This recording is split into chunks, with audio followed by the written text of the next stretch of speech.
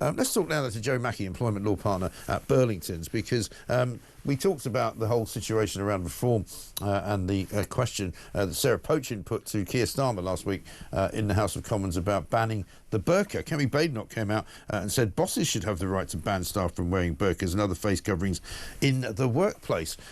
Joe, very good morning to you.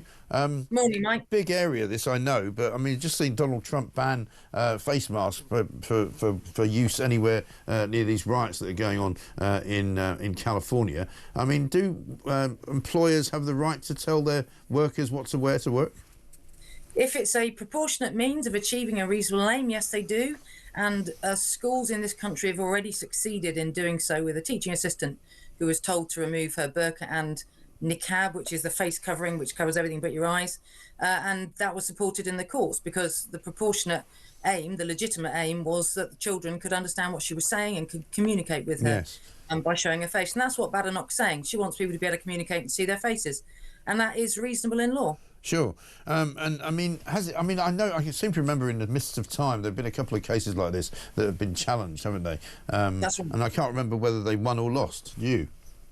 So the cases that were challenged, the ones that I know of, have lost. So the employer won. Yeah. But that was because they had a good reason. So if you're working in a business and you just don't like them wearing the burqa, that's not a good reason. But Right. if you've got a health and safety reason, or if there's a reason that, for example, in the case that I've mentioned, the kids, they needed to see the teaching assistant's face to communicate the language, to know what she was talking about, that's a good reason. Right. And I remember there's been some cases, haven't there, of people getting on and off buses and things, and if you have to show an ID for something but your face is covered, clearly that's not going to work. You know, if you're going into a bank or something like that, you're not allowed to wear a crash helmet, so should you be allowed to wear a burqa? Well, I think there is already guidance. So, example, when you come into the UK from different countries, immigration officers can say, "I need to see your face to see you on the passport." There's perfectly legitimate reason to do it. So, you can already make the case that we don't want you to wear the burqa, we don't want you to cover your face, as long as you've got a good reason for doing it. And there's an awful lot of good reasons. And in France, literally, they banned the burqa, and that's been upheld by the European Court of Human Rights. Yeah. Because they're a secular country, and they think this is if you have a burqa and a niqab, the face covering, you're going to completely block integration. And that's what Badenoch's saying, and I think she's got a good point. Yeah, I mean, she doesn't mention, of course, that if you want to, you get the backing of the ECHR, which she might want to abolish.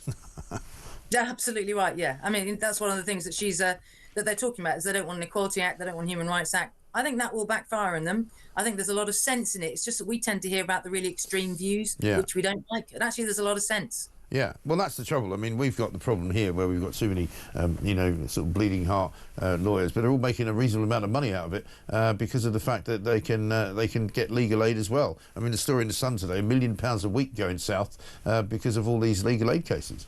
And I promise you, I don't get a penny of it. I don't do legal aid. No, good. I'm glad to hear it. A sensible woman. Joe, good to hear you. Thank you very much indeed. Joe Mackie, employment law partner at Burlington, saying that if you are an employer and you wish to say that you can't wear a burqa because of the fact that it's a health and safety issue, then more than likely you will actually win that argument.